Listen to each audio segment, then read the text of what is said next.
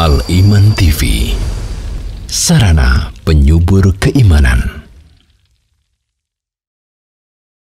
Ya ayuhan nasu taqu rabbakumul ladzi khalaqakum min nafsin wahidah wa khalaqa minha zawjaha wa batha minhuma rijalan katsiran wa nisaa'a wattaqullaha alladzi tasaaluna bihi wal arham innallaha kana 'alaikum raqiba.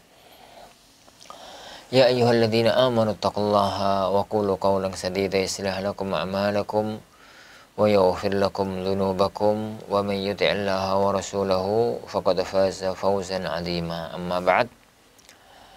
Ikhwani wa akhwati, jamaah kaum muslimin, jamaah kaum muslimah, para pemirsa Iman TV, para pendengar radio Al-Iman dan radio Ar-Royan yang dimuliakan oleh Allah Subhanahu wa taala dimanapun Anda berada. Alhamdulillah, di malam yang berbarokah ini kita kembali dipertemukan oleh Allah Subhanahu wa taala untuk kita lanjutkan kajian kita mempelajari kitab Al-Qawaid wal Usul Al-Jami'ah, kaidah-kaidah pokok dasar keislaman, terutama dalam masalah fikih dan yang lainnya, yang disusun oleh Fadilatul Syekh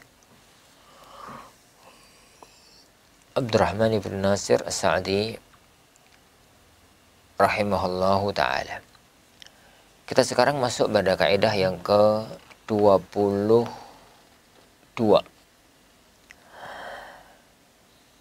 Digandeng dengan kaidah yang ke-23. Tapi dalam kitab beliau mengatakan Al-Qa'idatu Tsaniyatu Wath-Thalitsatu wal-Ishrun. Kaidah yang ke-22 dan ke-23. Beliau gandeng karena dua kaidah ini sebenarnya dua kaidah yang berbeda, tapi berada dalam satu hadis. Oleh karena itu beliau gandeng. Tapi dalam kajian kita insya Allah akan kita pisah. Ini akan kita pisah. Malam ini kita bahas kaidah yang pertama, yang ke-22, dan pertemuan depan bi'idzni Rabbina tabaraka wa ta'ala akan kita bahas kaidah yang berikutnya, yaitu kaidah yang ke-23. Dua kaidah yang dimaksudkan itu adalah kaidah yang disebutkan oleh beliau sallallahu alaihi wasallam, as-sulhu jaizun bainal muslimin illa sulhan ahalla haraman aw harrama halala wal muslimuna ala syurutihim illa syartan ahalla harama aw harrama halala. Berdamai, as-sulh itu berdamai, diselesaikan secara damai, menyelesaikan masalah dengan kekeluargaan kalau istilah kitanya. Itu jaizun bainal muslimin, boleh dilakukan antara kaum muslimin.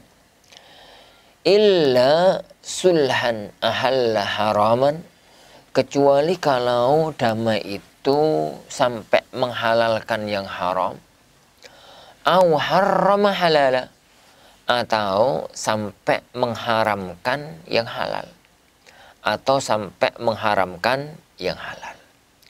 Wal muslimuna ala syurutihim, dan kaum muslimin tergantung kepada syarat mereka.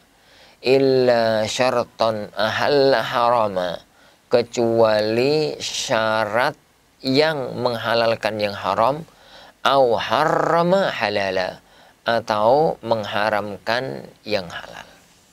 Jadi di hadapan kita ada dua hal, ada dua kondisi. Yang pertama, kaidah tentang sulh. Yang kedua, kaidah tentang syarat. Ini kaidah tentang syarat. Jadi kaidah yang ke-22 tentang sulh. Kaidah yang ke-23 tentang syarat. Kita bahas pada pertemuan kita kali ini insya Allah kaidah yang ke-22, yaitu kaidah sulh. Lafadznya tadi, as-sulhu jaizun bainal muslimin.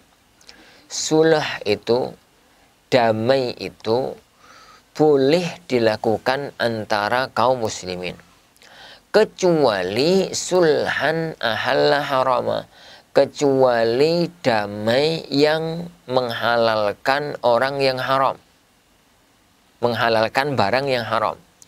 Au harrama halala, atau mengharamkan barang yang halal, atau mengharamkan barang yang halal. Tab. Faridhanazanillahu yakum. Jadi asal dari kaidah ini terambil dari sebuah hadis yang diriwayatkan oleh Abu Dawud, Tirmizi, dan yang lainnya. Dan Imam Tirmizi mengatakan hadis ini hasanun sahih. Dan itu pendapat yang rajih insyaallah bi majmu'it turuq, dengan gabungan semua riwayatnya, maka hadis ini minimalnya naik ke derajat hasan li ghairihi. Karena kalau dilihat dari satu persatu riwayat, maka hadis ini dhaif. Tapi kalau kemudian kita gabungkan semua riwayatnya, maka insyaallah hadis ini masuk dalam derajat hasan. Bahkan Imam Tirmidzi berani mengatakan sahih, yakni dengan gabungan sanadnya. Berarti bisa dipakai sebagai hujjah. Masalah berikutnya, apa arti as-sulhu jaizun bainal muslimin? Apa arti as-sulh? As-sulhu disebutkan oleh Syekh Sulaiman Ruhaili, huwa mu'aqadatun baina tarafaini lil islahi wa halil ikhtisam. Perjanjian antara dua sisi, dua orang, dua kabilah, dua negara. Yang penting antara dua kubu. Tujuannya untuk mendapatkan jalur damai, jalur yang baik bagi kedua belah pihak. Wa halil ikhtisam, dan mengurai pertengkaran, permusuhan. Jadi bahasa gampang-gampangan nih, sulh itu penyelesaian masalah dengan cara kekeluargaan. Wis ra usah diputuskan lewat jalur hukum. Karena nih diputuskan lewat jalur hukum itu ya tergantung ketetapan hukum syar'inya. Kalau tidak ada ketetapan hukum syar'inya ya tergantung kepada pasal dan ayat undang-undangnya. Kadang-kadang keputusan semacam itu nggawe jongkol hati. Karena seorang hakim sendiri telah memutuskan. Iya. Itu dulu Umar bin Khattab radhiyallahu an mengatakan, ayyuhan nas tasalahu fima bainakum fa inna faslal qala yurisudz dhaghain. Wahai sekalian manusia, wis selesaikanlah urusan kalian secara kekeluargaan aja, damai aja, wis penaan masing-masing gitu. Karena keputusan pengadilan seringnya membuat hati itu jengkel, mewariskan kejengkelan. Nah, faridhanazanillahu wa iyyakum. Jadi itu makna sulh. Sulh itu tindakan berdamai, tindakan menyelesaikan masalah dengan kekeluargaan, tindakan menyelesaikan masalah dengan semacam itu. Itu jaizun, boleh, bainal muslimin, antar kaum muslimin. Apa yo? Kalau dengan orang kafir nggak boleh? Boleh. Tapi hadis ini itu dalam dunia ilmu dirayah namanya adalah lit-taghlib. Kebiasaan Rasulullah itu kalau ngomong ya kepada kaum muslimin, dan orang muslim itu biasanya muamalahnya itu ya dengan kaum muslimin. Tapi bukan berarti sulh dengan orang kafir itu nggak boleh kalau dalam masalah dunia. Bukan berarti tidak boleh. Boleh-boleh aja kalau tidak berkaitan dengan masalah agama. Tidak berkaitan dengan masalah agama.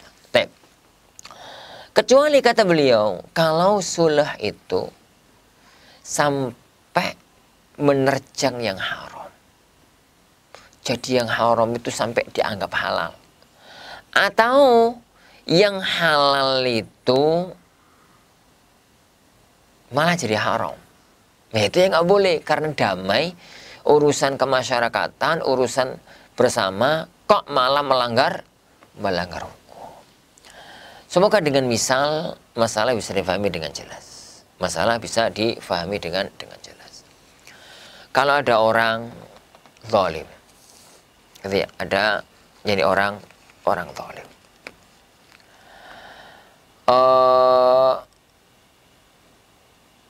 Nggak bahasa zalim dulu lah. Ada orang salah, dia itu pengen makan ayam, dia itu pengen ada A misalkan, itu pengen makan ayam ini ya.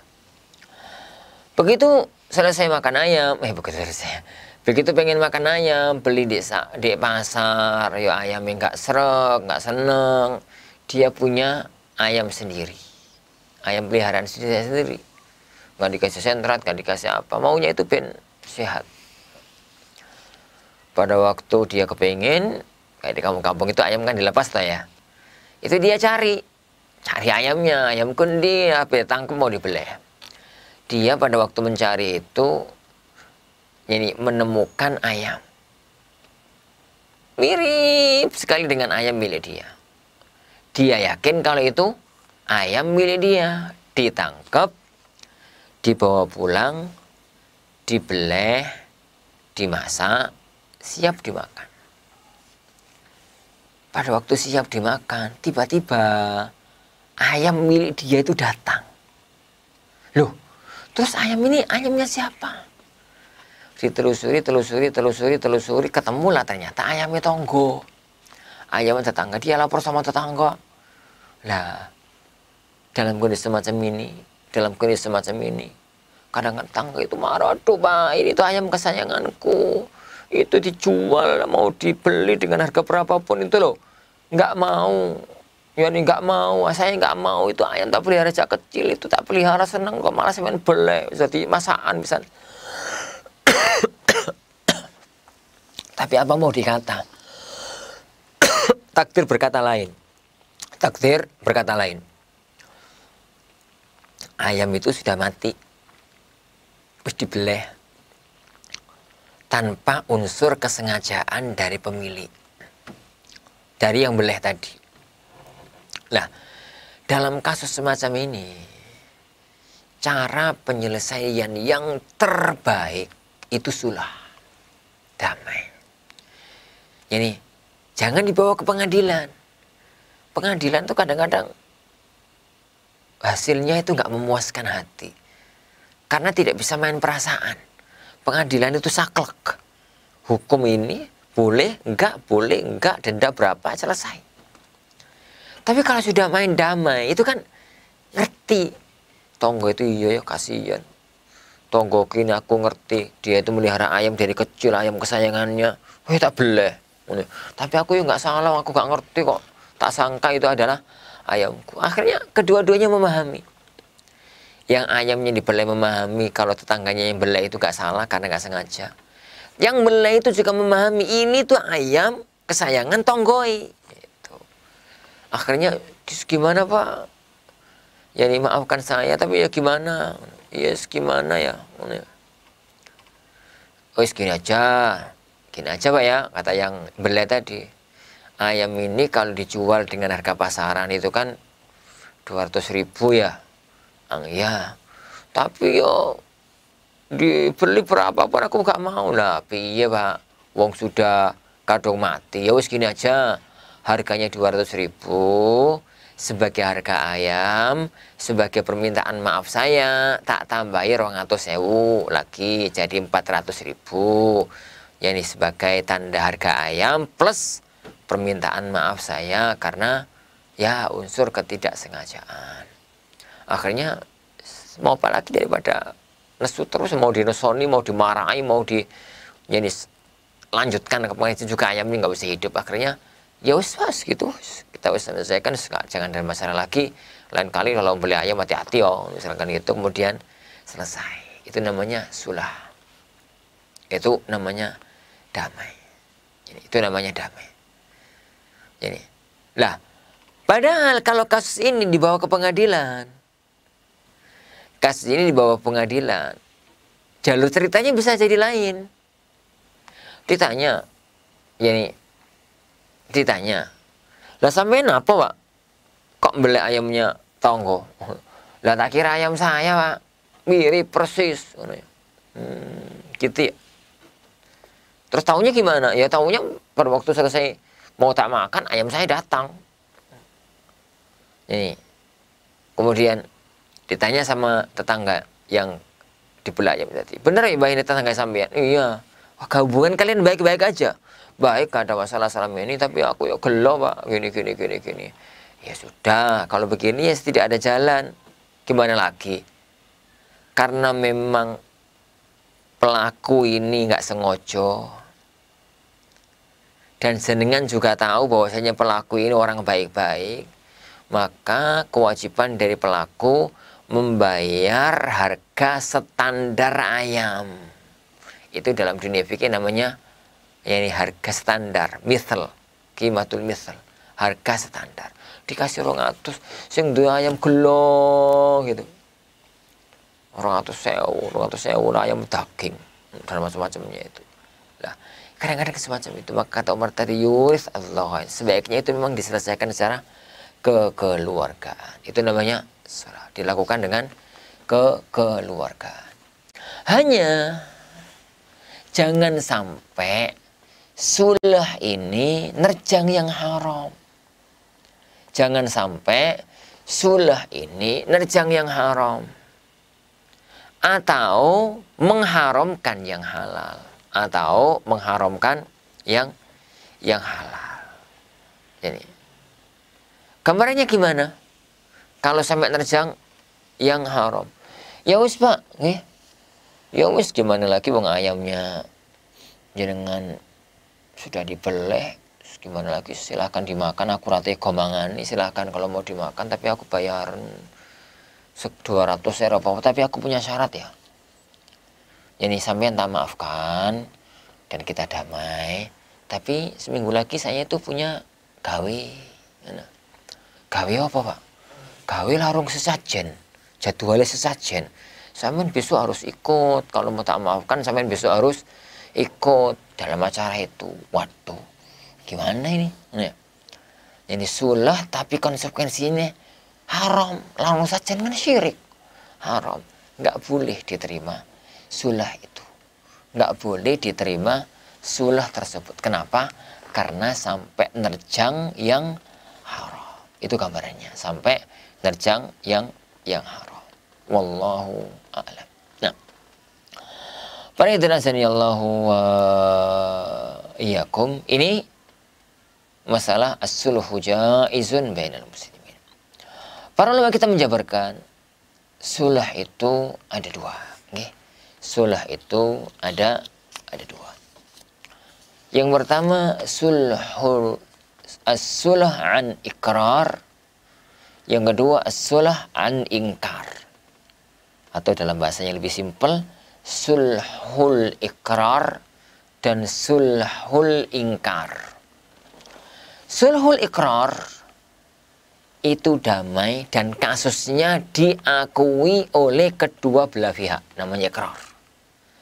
Sulhul ingkar itu damai dalam satu kasus yang kasusnya diingkari oleh salah satu pihak.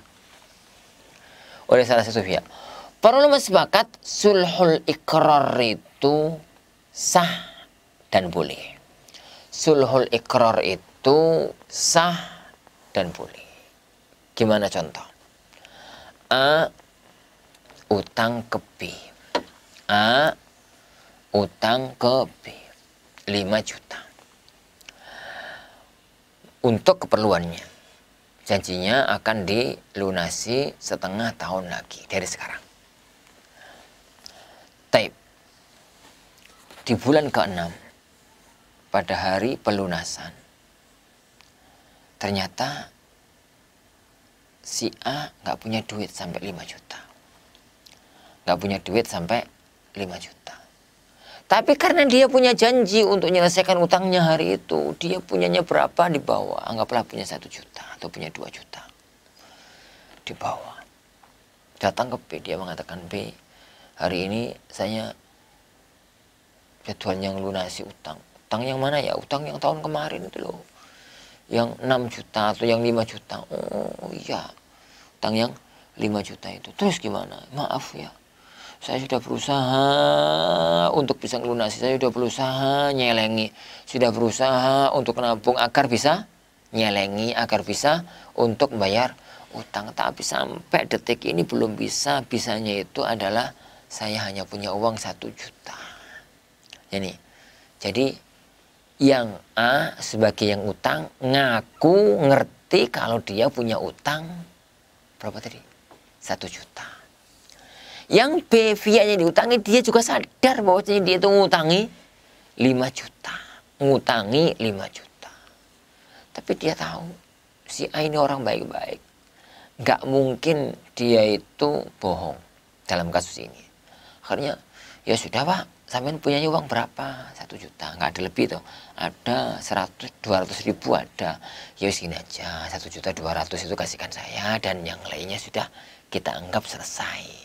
Kita anggap selesai. Itu namanya sulhun an ikrar.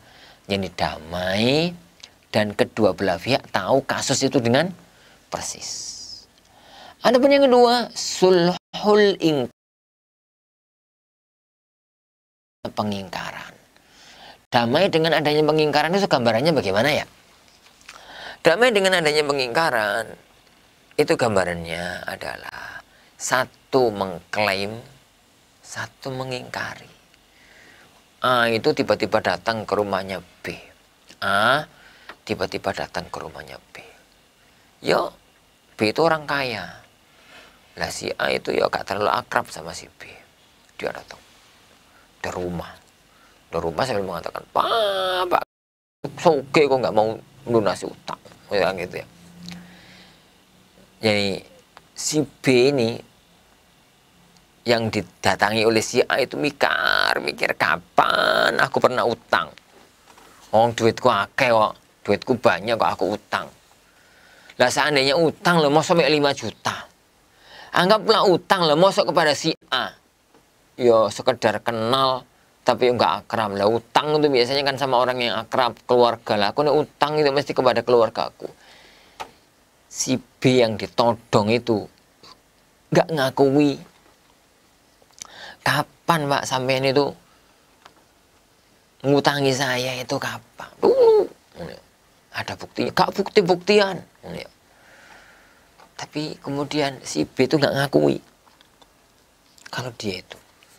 Tapi dia tadu, dia sadar, ini orang jahat.